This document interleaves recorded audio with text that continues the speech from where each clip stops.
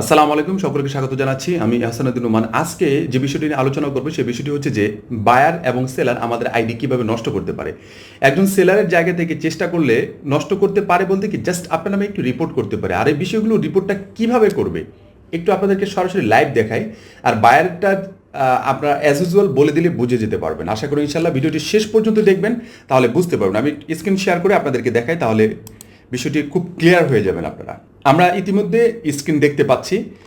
যে বিষয়টি সেটি হচ্ছে যে আমরা এখান থেকে যে কোনো একটি গিগ ওপেন করলাম। গিগ ওপেন করার পর মনে করেন এটা আমার একটা গিগ, এই গিগটাকে আপনি রিপোর্ট করতে চান। আপনার জায়গা থেকে আপনি রিপোর্ট করতে চান, এই গিগটাকে আপনি চান না, মানে ডিলিট করে দিতে চান। আপনার জায়গা থেকে এরকম একটি ভাবভঙ্গিমা নিয়ে আপনি রিপোর্ট করার জন্য যাচ্ছেন। এখানে দেখবেন কর্নারে, এই যে এখানে যেটা দেখতে পাচ্ছেন, এই কর্নারে এখানে সুন্দর করে আমি একটু স্ক্রিনটা বড় করে দেখা, তাহলে সুবিধা হবে। কিবোর্ডটা পাশে নিয়ে আসি, এখান থেকে F5 দিলেই বড় হচ্ছে। আচ্ছা, এখানে যদি আমরা ক্লিক করি, ক্লিক করার পরে দেখবেন যে আমাদের কাছে রিপোর্ট দিস গিগ, এই গিগটার উপর রিপোর্ট আসছে যে আমরা কি বিষয়টার উপর রিপোর্ট করব। তা এখন নন অরিজিনাল কন্টেন্ট, এই কন্টেন্টটা আসলে এটার সাথে কোনো ম্যাচিং না, এরকম একটা কন্টেন্ট হতে পারে, এটার জন্য আপনি একটা রিপোর্ট করতে পারেন। ঠিক আছে, তারপরে হচ্ছে যে কি ইনঅ্যাপ্রোপ্রিয়েট গিগ, এই গিগটা এটার জন্য অ্যাপ্রোপ্রিয়েট না, এরকম কিছু একটা ট্রেডমার্ক ভায়োলেশন, কোনো অন্য কোনো কোম্পানির কোনো জিনিস সরাসরি আপনি এটার মধ্যে দিয়েছেন কিনা সেটার। তারপর হচ্ছে যে কপিরাইট ভায়োলেশন। এখন আমার প্রশ্ন হলো যে একজন সেলার আমার মনে হয় এটার মধ্যে কোনোভাবেই পড়ে না। ঠিক আছে, আপনি কেন করবেন? আপনার কোনো ইমেজ তো আমি কপি করি নাই, আপনার কোনো কন্টেন্ট আমি কপি করি নাই, তাহলে আপনি আমাকে এখানে রিপোর্ট করার কোনো প্রশ্নই আসে না। এটা একটি বিষয়। তারপরেও যদি কেউ রিপোর্ট করতে চায়, তাহলে মনে হচ্ছে এক্সাম্পল কপিরাইট ভায়োলেশন দিয়ে নেক্সট করলো, নেক্সট করার পরে কি আসবে সেটা পরের হিসাব। আমার আপাতত এতটুকুই দেখালাম, এ কারণেই দেখালাম কারণ আমার তার বিরুদ্ধে আমার কোনো নোটিশ নাই, আমি করব না। আচ্ছা, এখন একজন বায়ার কিভাবে করতে পারে? একজন বায়ার করতে পারে, আপনাকে সর্বপ্রথম একটি অর্ডার করতে পারে, অর্ডার করে আপনাকে ক্যান্সেলেশন পাঠাতে পারে ডিসপুট দেওয়ার জন্য। আপনি যদি এগ্রি থাকেন, অ্যাকসেপ্ট করেন, তাহলে কিন্তু আপনাকে এটা ডিলিট করতে পারবে বায়ার, আদারওয়াইজ কিন্তু ডিলিট করতে পারবে না নিজের জায়গা থেকে। তারপরে সে যখন আপনি এটাকে এগ্রি করবেন না, তখন সে কী করবে? সাপোর্টে যাবে, সাপোর্টে গিয়ে বলবে আপনার ব্যাপারে ইচ্ছা মতো সে বলতে পারবে।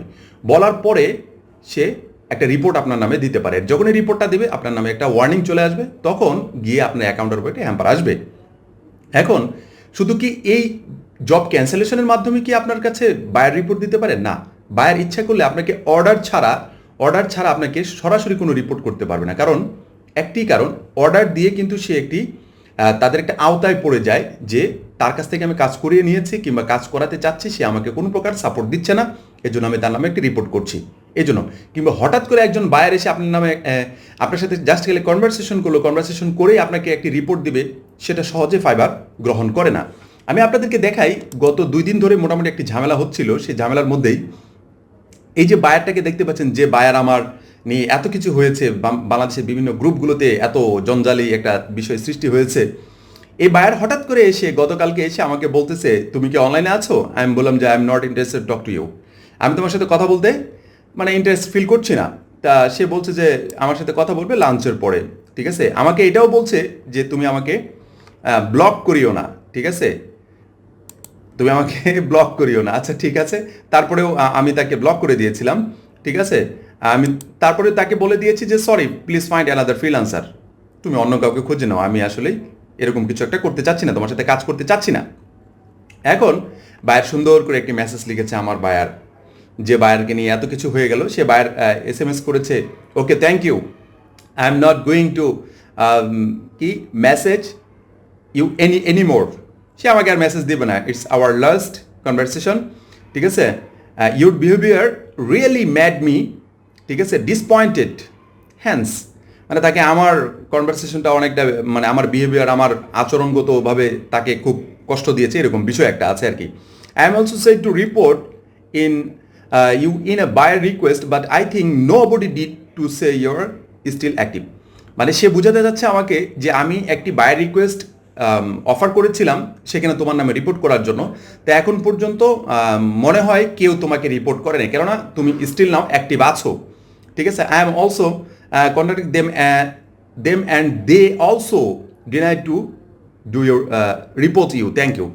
সে বলেছে আমি যাদেরকে বলেছিলাম তারা কেউই তোমার নামে রিপোর্ট করতে রাজি হয়নি, মানে বিষয়টাকে ডিনাই করেছে, আমার অফারটাকে ডিনাই করেছে। থ্যাংক ইউ ভেরি মাচ আপনাদের সকলকে যারা এই অফারটি পাওয়ার পরেও ডিনাই করেছেন। আসলে সত্যি আপনারা বুঝতে পেরেছেন যে আমরা একজন ফ্রিল্যান্সার আরেকজন ফ্রিল্যান্সারের ক্ষতি করতে চাই না, আর একজন আরেকজনকে ক্ষতি করে কোনো লাভ নেই, আমরা কোনোভাবেই এটাতে জয় করতে পারবো না। এই বায়ারও লাস্টে বুঝতে পেরেছে, এই জন্য আমার বায়ারকেও যদিও সে বর্ণ স্টার কিংবা কারো একটা ছবি দিয়ে একটা করেছে, যেই করেছে, আমার শত্রু হোক বন্ধু হোক, যেই করেছে, আপনাকে অসংখ্য ধন্যবাদ। আপনি একজন বাঙালি, নিজের জায়গা থেকে কাজ শেখার চেষ্টা করেন, ভালো কিছু করতে পারবেন। এই বিষয়টা ছিল আমাদের জায়গা থেকে আমরা চেষ্টা করব সবসময় রাইট থাকার জন্য, তাহলে দেখবেন বায়াররা আমাদেরকে সহজে কিছু করতে পারবে না। একজন বায়ারের সাথে আমি আমার জায়গা থেকে যতটা ভালো স্মুথলি আচরণ করতে পারি ততটাই আমাদের জন্য ভালো। একজন বায়ারের সাথে যখন আপনি খারাপ আচরণ করবেন, একেবারেই খারাপ আচরণ করবেন, তখন সে কিন্তু রিপোর্ট করতে পারে। সে কিন্তু ইচ্ছা করলে রিপোর্ট করতে পারতো, সে যদি রিয়েল বায়ার হয়ে থাকে কিংবা এরকম কিছু একটা হয়ে থাকে তাহলে কিন্তু সে অবশ্যই রিপোর্ট করতে পারতো, কিন্তু সে রিপোর্ট করতে পারে নাই, কারণ তার কাছে এরকম কোনো ডকুমেন্ট নাই যে আমি তার সাথে খারাপ আচরণ করেছি। এই জন্য একটি জিনিস করে রাখবেন, বায়াররা যেন আপনাদেরকে সরাসরি অর্ডার করতে না পারে। এরকম একটি প্রশ্ন আমি ইতিমধ্যে পেয়েছি যে বায়াররা কি সরাসরি আমাদেরকে অর্ডার করতে পারবে? হ্যাঁ, একজন বায়ার ইচ্ছা করলে আপনাকে সরাসরি অর্ডার করতে পারবে, যদি আপনার রিকোয়ারমেন্ট দেওয়া সত্ত্বেও আপনাকে সরাসরি অর্ডার করতে পারবে। এখন আপনি যদি চান একজন বায়ার আপনার সাথে কনভারসেশন করুক, তারপরে আপনাকে অর্ডার করুক, তাহলে আপনি যে বিষয়টি কাজ করবেন সেটি হচ্ছে যে ডিসক্রিপশনের প্রথম লাইনটি লিখে দিবেন যে আমার সাথে অর্ডার করার আগে তুমি আমার সাথে কনভারসেশন করবে, অথবা প্যাকেজের মধ্যে লিখে দিবেন অর্ডার করার আগে, এই প্যাকেজটি অর্ডার করার আগে তুমি আমার সাথে আগে কনভারসেশনে আসো, তাহলে আমি তোমার সাথে এই কাজটা সম্পর্কে ডিসকাস করে নেব, তারপরে আমি তোমার সাথে কাজে যাব। এই বিষয়টা যখন একজন ক্লায়েন্টের সামনে পড়বে, এই বিষয়টা যখন একজন ক্লায়েন্ট বুঝতে পারবে, তখন অবশ্যই আপনাকে সরাসরি অর্ডার করবে না। 80% অর্ডার আপনার এই দিক থেকে কমে যাবে। মানে কি, সরাসরি অর্ডার করবে না, আপনার সাথে আগে সর্বপ্রথম কনভারসেশনে আসবে। আর যদি রিকোয়ারমেন্ট আমরা দেওয়া সত্ত্বেও অনেকবার অর্ডার করে চলে যায়, কেন অর্ডার করে চলে যায়? যে তার রিকোয়ারমেন্ট যতটুকু দেওয়া আছে ততটুকুতে সে বুঝে গেছে যে না, এটাতে আমি পারফেক্ট, রিকোয়ারমেন্ট ফিল আপ করে সে চলে যাচ্ছে। এখন প্রশ্ন আসতে পারে, একজন বায়ার আমাকে রিকোয়ারমেন্ট না দিয়ে আমাকে যদি অর্ডার করে যায়, তাহলে কি আমি অর্ডারটা ঝুলন্ত রাখতে পারবো? হ্যাঁ, আপনি অবশ্যই ঝুলন্ত রাখতে পারবেন, সমস্যা নাই। আপনি তার সাথে ঝুলন্ত রাখা অবস্থায় তার সাথে কনভারসেশন করে নিয়ে তারপরে কিন্তু অর্ডারটাকে রান করতে পারবেন। এইভাবেই কিন্তু আপনার কাজগুলোকে আপনি সঠিকভাবে গুছিয়ে নিয়ে করতে পারবেন। বাইরের ক্যান্সেলেশন থেকে, বাইরের রিপোর্ট থেকে বাঁচার এগুলো উপায় আছে এখন পর্যন্ত আমার কাছে মনে হয়। ভিডিওটি ভালো লাগলে অবশ্যই লাইক, কমেন্ট, শেয়ার, পাশাপাশি সাবস্ক্রাইব। যদি আরও কিছু জানতে চান, টুকটাক যতটুকু জানি ততটুকু শেয়ার করেছি। আমার চ্যানেলের অন্য ভিডিওগুলো দেখার আমন্ত্রণ থাকলো। সবাই ভালো থাকবেন, সুস্থ থাকবেন। ধন্যবাদ সবাইকে। আসসালামু আলাইকুম ওয়া রাহমাতুল্লাহি ওয়া বারাকাতুহু।